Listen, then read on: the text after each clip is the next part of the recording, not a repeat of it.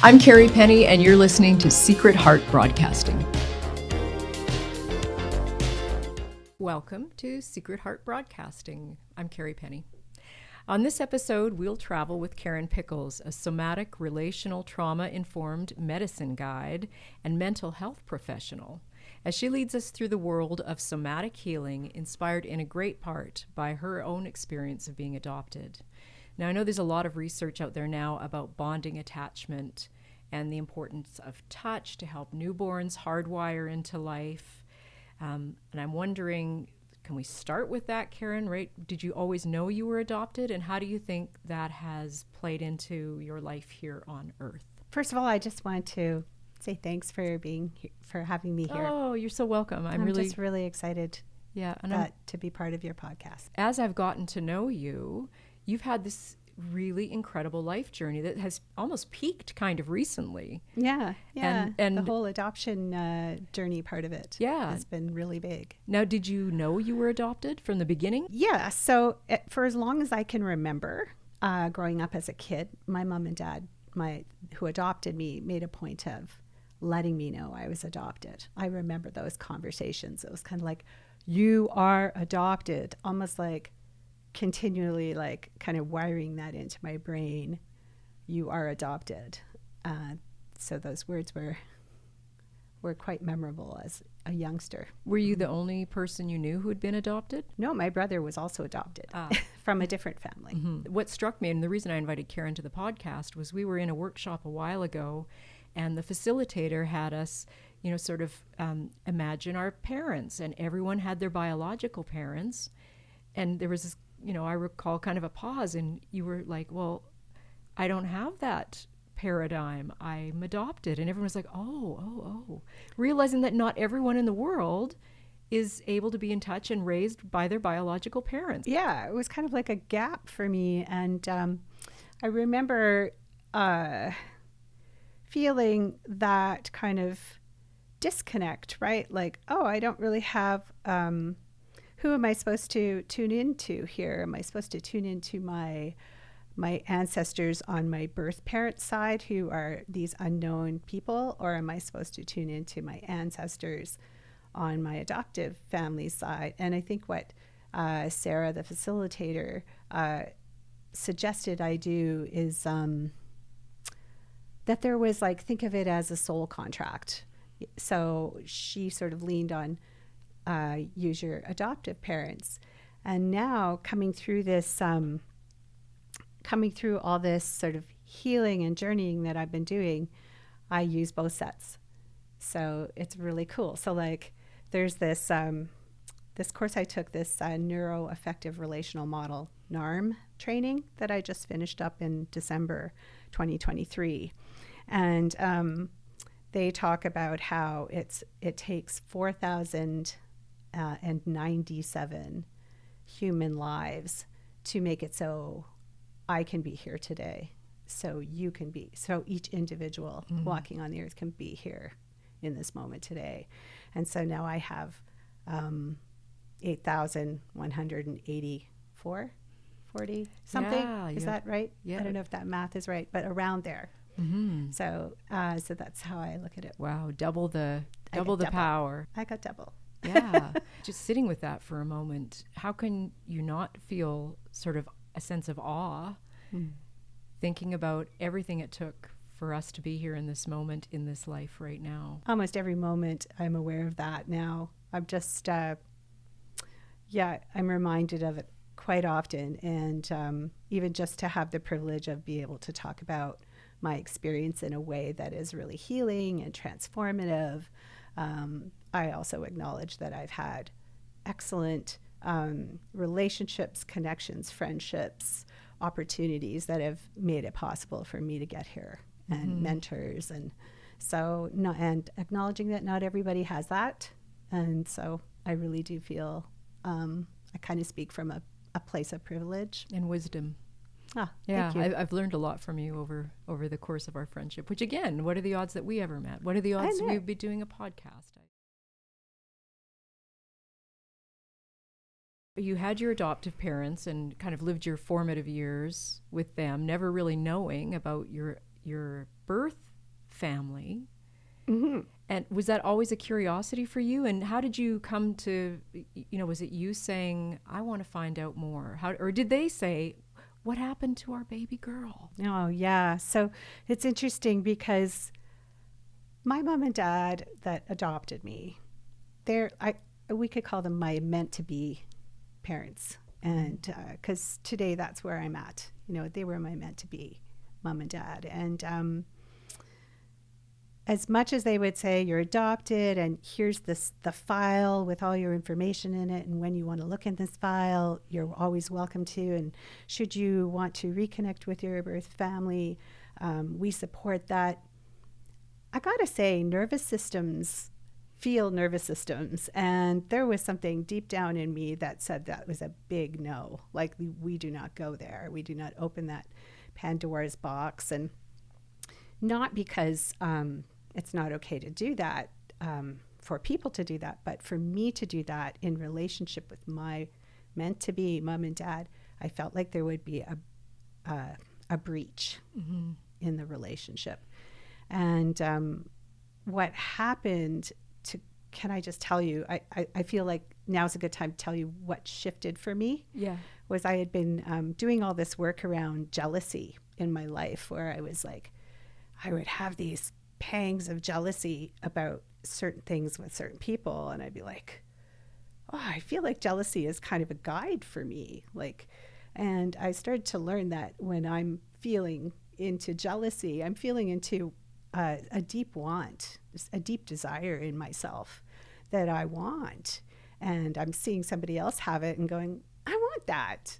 And what happened was my brother started noodling around looking for his birth family. And my adoptive mom said, oh, your brother thinks he's found his birth mom. And I just remember getting so jealous because I had kept this loyalty of not looking for my birth parents, and I just held to that until about 3 years ago. And then here he is doing it and finding his birth mom, and my adoptive mom is smiling and saying, and I'm thinking, oh, so this is okay? Okay. So I was having lunch with another dear friend, and she had one of those ancestry kits. And I was telling her about this jealousy and this, it's like, no, I want to find my birth parents. And it's like, and she says, well, I have an ancestry kit that I'm not going to use. Why don't I give it to you? And so literally 3 months later, spit in a tube and make the phone call, and I'm in touch with my birth mom. Wow. Yeah. At just the time when it was okay to do that. Right? Yeah. Yeah. However, my senses were not wrong. My intuition about how my mom would feel was not wrong. My adoptive mom felt threatened. There was a part of her that always felt that if I met my birth mom, she would lose me. Yeah, I can totally see that. As a mother, you're very protective about your children. I can absolutely empathize with that. Oh, yeah. Yeah. And have your birth mom and your meant-to-be mom met or communicated at all? No. Yeah, so that maybe... It's still there. Yeah. There's that tension there, or just that fear, it's super complex. I think that there's, how I came to be adopted and the system back there. There's so many layers to it. But for example, on my birth mom side, so I was put into what they, I guess, would be like foster care as an infant, right after birth. And so, and I was adopted when I was 4 months old. So my adoptive parents came to Halifax, picked me up at 4 months from the foster care, from the agency. And so what's strange about that for my birth mom is that she was told by the agency that she had 6 months to figure out her situation and come and get me. Oh, wow. And so when she went back to get me, even just to check on me, she was basically shut down. The person that she had been in touch with on a regular basis to just check in about how I was doing was no longer able to communicate with her. There was complete silence and no information given. So she had lost touch. And it's also interesting because the paperwork that I have in my file, my secret file, says there's one letter telling my adoptive parents, sorry, there's no kids for sale today. We don't have any adopted kids. We don't have anybody ready for you, no little babies. So we're very sorry. And then a week later, a new letter saying, actually, we do. So what's really strange about that is what red tape got sort of moved around to make it so they could have me. And so there is this. It's got a little bit of a conspiratorial kind of feel to it. And I think that at some level, maybe that's where the fear is, clearing that. And neither of these women had anything to do with that. Yeah. And how, the interesting course of a life, 3 lives in this case. So I have spent a lot of time since my mom passed thinking about how I'm like my mom and what messages did my mom send me? And I'm wondering, you kind of have this like 2 rivers coming into, as you ask those questions, like what has my mom taught me? Am I like my mom? Like these things, I'm curious about how you are with that, or if you notice, there must be both instances, your physical birth mom and your meant to be mom, both women would have had a lot of influence on little Karen. Mm-hmm. So are you able to kind of go back and say, I'm like them like this, or I'm not at all like this, or what kind of inheritance do you get when you have double the number of people it took to get you here? Start with my birth mom, because what was the biggest challenge that I had in my life that's been healed from this and is still in process of being healed has been relationships.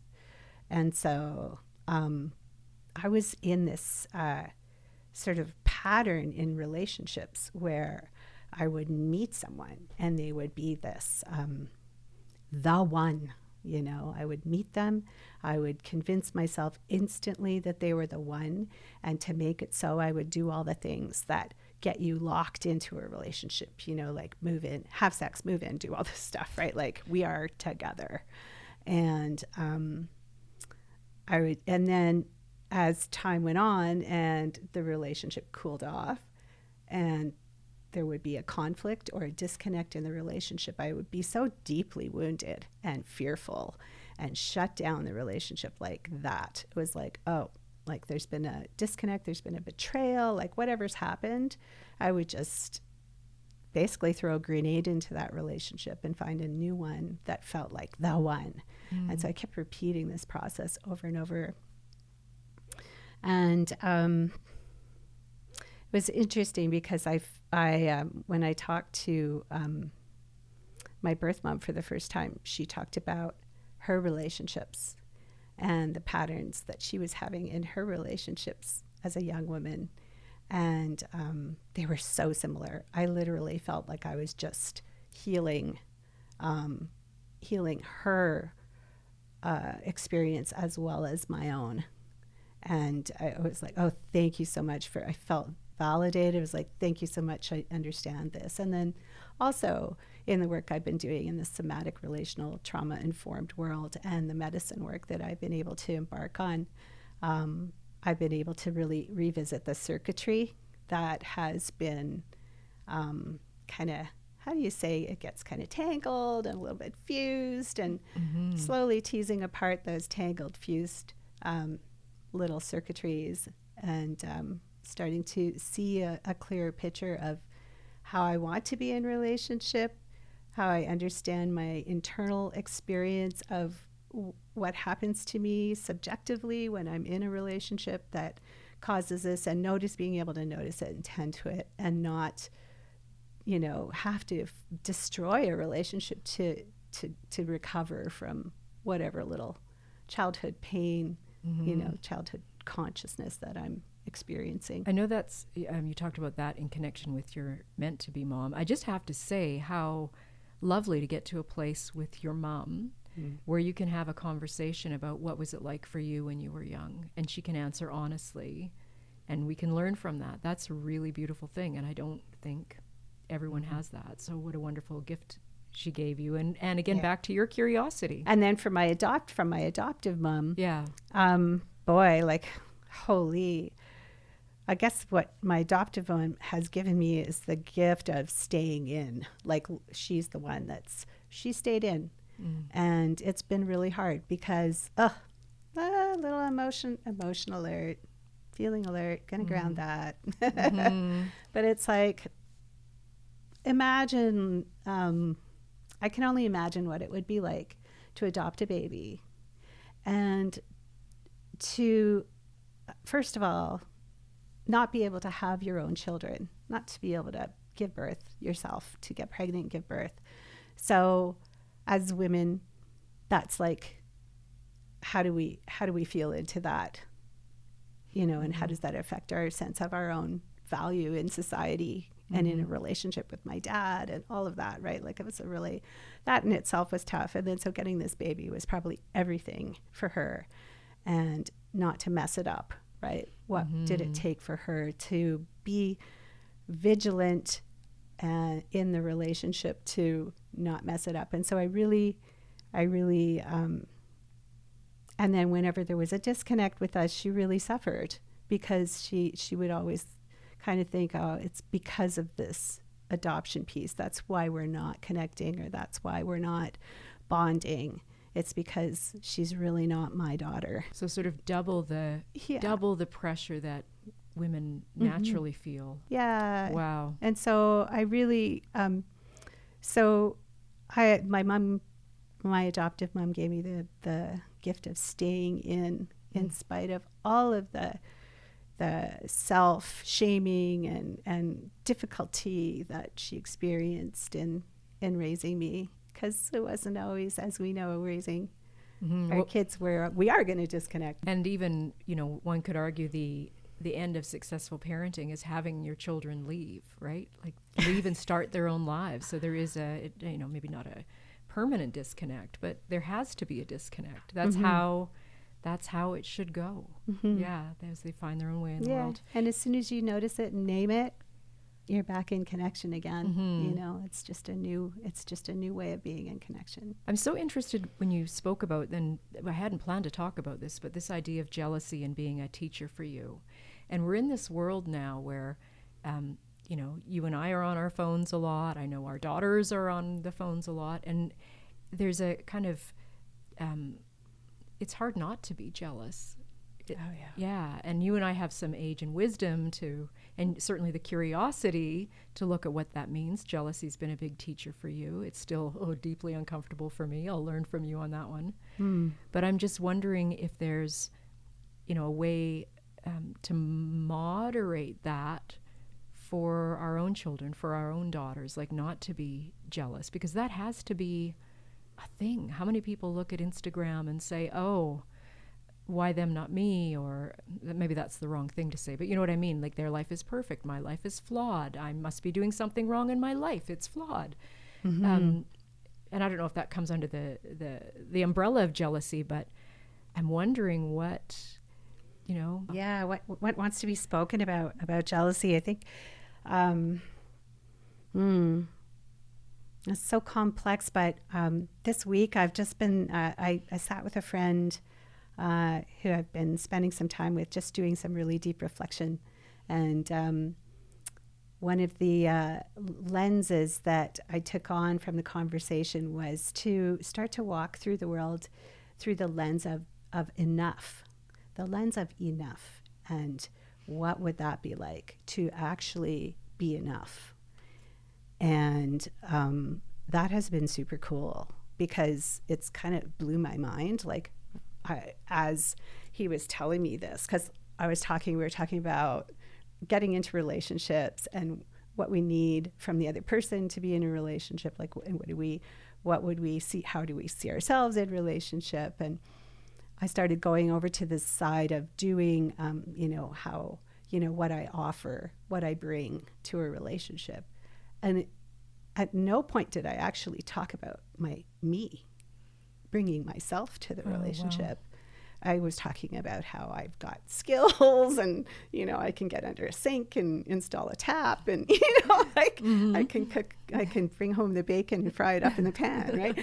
And so, and he just looked at me and he goes, well, what about that? What about just being, what is it with you women and this superwoman thing? Like, it's like, could you not just be enough? And I was like, I'm going to work with that. Thank you. And so I've been really doing some, and then now I'm looking at other people in that same way. And when do I not enough them? Wow. And so this is how we're wired, to not feel like enough, so that we need stuff. I mean, I would just invite that maybe we all just try and look through that lens once in a while. And I'm not saying don't go on Instagram, don't go on social media, but also really with some deep empathy about what's going on for you when you're feeling that, oh, I wish I had that body or those, that car or that life, and what is it about you that's what's going on for you when you're feeling those feelings.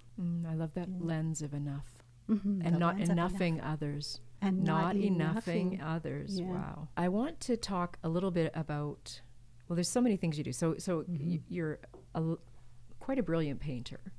Oh, thank you. And you have, now you're coaching and how would you describe your business? Were you, because you've had, so through the course of, let's say the adoption is the through line, and then healing, your own self in relation to all of your families, you've sort of come this earned wisdom that now you're sharing with people. So how would you describe the work you do, and who is it for? Basically, I'm working with people to help them understand their relationship with their self and their feelings in their bodies, like to get back into your body and use it as basically, how can I say it?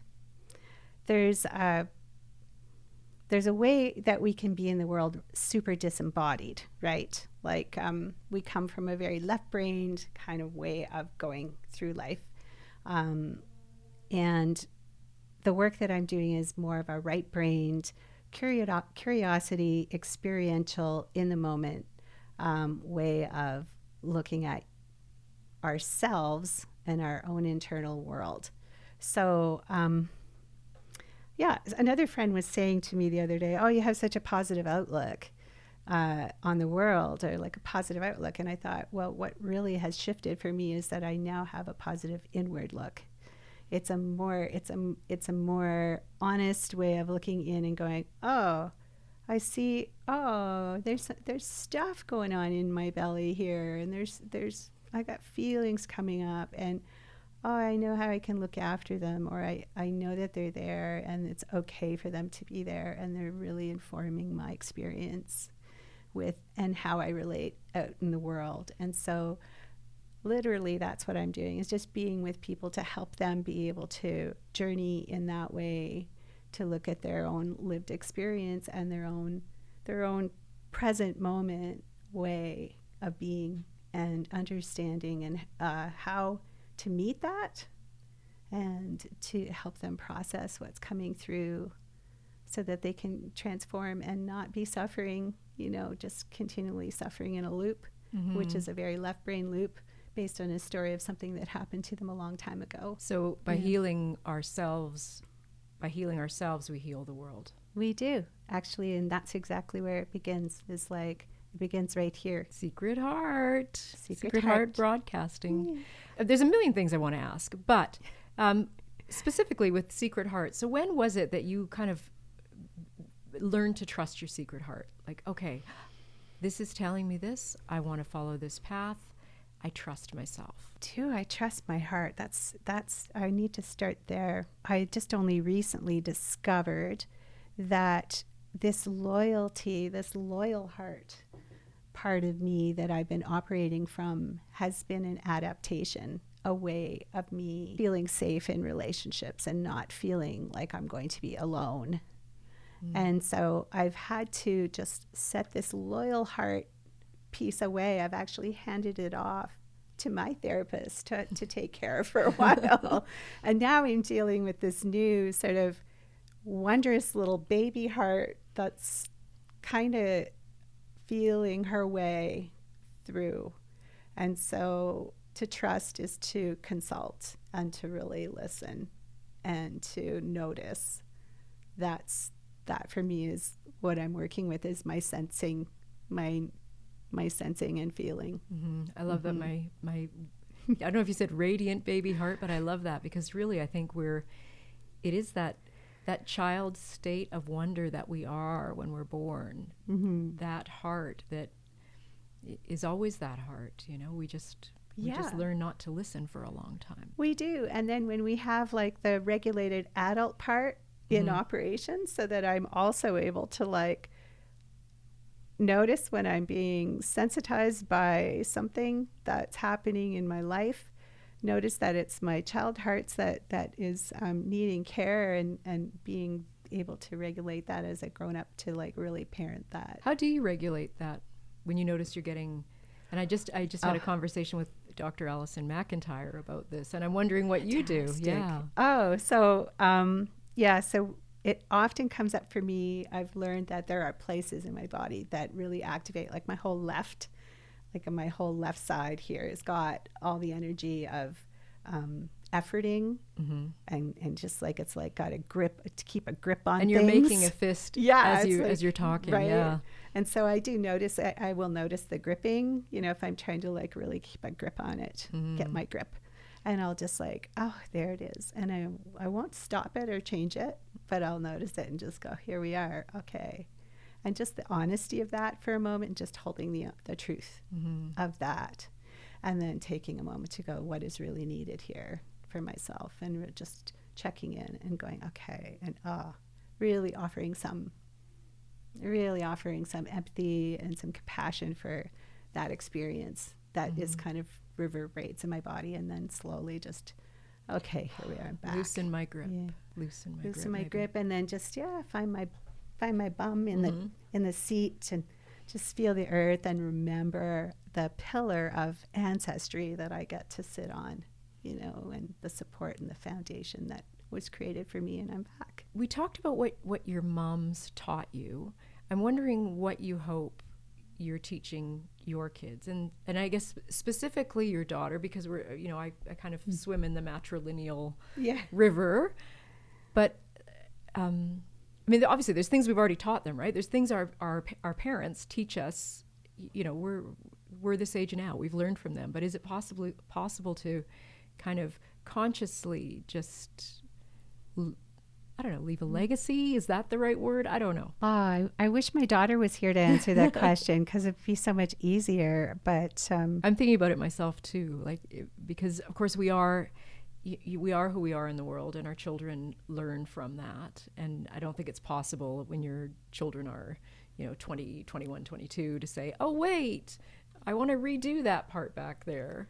But I think like the conversation you had with your birth mom, maybe it's possible to have a really deep and honest conversation where they can learn from you that way. Here's what really happened to me when I was your age. Yeah, I think that's so, as much as my daughter and I are very similar, like we seem kind of very similar energetically, and we really are very close, and we have a lot of fun together and a lot of laughs together. I think she would say that the thing that I've been teaching her is to take a step back and look at people a little differently.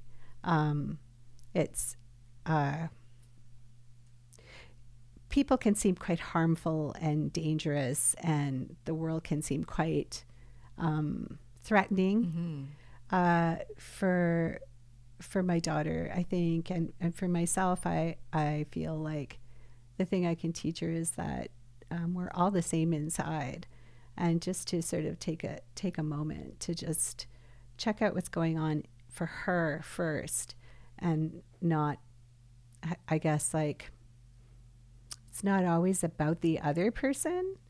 It's about what can she do about what she's experiencing? So like a regulating more the nervous system. Self-responsibility for her feelings and her role in the world. Yeah. I wonder if that strikes me a little bit as regulating the nervous system, right? Which would be maybe more a left brain way of thinking at it, but just like, oh, I'm noticing. I'm not breathing deeply. I'm noticing my stomach's upset. I'm noticing. And self-responsibility for your experience, right? Like no one can really hurt your feelings unless you let them. And that's so complex because I'm just learning that in getting back into this relationship game. Like I'm kind of like thinking I've been single now for 3 years, I guess. Going on 3 years, and I've been thinking I'd like to take another swing at it, but this time so differently. And I'm going by that also, that I'm looking at that line of no one can hurt you unless you let them. And again, I speak from a place of privilege here when I say those words. I'm not in a war zone. I'm not a woman who is being oppressed in a society that doesn't let you wear the clothing you want to wear or speak the way you want to speak. So it's quite different for many people in the world. But for myself, it's what do I need to do to look after myself so that I'm the one who gets to decide how my heart is experiencing the world and people. Yeah. And I just want to acknowledge, as much as I say like left brain, the brain is part of the body. Yes. Okay. So like, let's not ever forget that. We're not like we don't have to cut off our heads to be in our bodies. But it's just understanding that there's a whole flow of information in this whole body that works with the brain and the nervous system. And to get it right inside helps the collective. Yeah. I'm wondering if you have read any good books lately, or are there any books that you would like to recommend? Because I know we're both readers. I couldn't decide on one book. So I brought 4 different books. So this book is The Lost Spells. I love this book. Like these are kind of more for me, just like little mental rinses, because it's a book of spells and charms and conjurings and poems and lullabies. And I feel like I can anticipate keeping this for like my grandchildren. Yeah, like there's different animals, different animal medicine, and it's just beautifully, just beautifully illustrated. Yeah, there's fox and butterfly. So you're just opening that book randomly and reading a page and like a meditation and letting it sit with you. Yeah, and just enjoying the beauty. I just feel like sometimes like our external world is such a beautiful mirror for what's going on in our internal world and nature. Yeah, and you and I love those nature walks, and so like that has just been like a daisy chain. Like what isn't that? That does not. Lovely. So yeah. So this book, The Lost Spells, is one that I keep around, and it's just a book to just get me into a beautiful, right-brained place. Lovely. Santok, Tyson Yunkaporta. Everybody should read this book. It's about, this book shows how vital and alive Indigenous ways of being and thinking are. Okay. Brilliant book. My trainer and mentor, Rita Bosi, wrote this book when I was better. It's a fiction book. It's about a romance that took place during the Hungarian Revolution based on her real life experience of her ancestry. So healing the ancestry through storytelling. It's an incredible book. Wow. And this is another mental rinse. This is the book our producer Riley was saying. What a beautiful book. It's so beautiful. It's jellyfish. So the women that wrote this, she discovered something like over 100 new species of jellyfish by doing this book, and a new species of dolphin. Wow. Yeah. So it's just to go through like the photography in here is bizarre. It's so good. Anyway. All right. Jellyfish. Yeah. So it's just like, when you're just feeling stressed or whatever, open up a book about jellyfish and just look at the wonder of the world and just marvel in it for a little while. And put yourself in the mind of enough. And put yourself in the mind of enough. Are there enough Karen jellyfish? I think so. Thank you so much for this conversation today. I just am blessed to have you in my life, and I'm so grateful you have, been here today to share what you know about your secret heart. Thank you, Kerrie. It's been a real treat and an honor from my heart to yours. Thank you for listening to Secret Heart Broadcasting, and I wonder what your secret heart's telling you.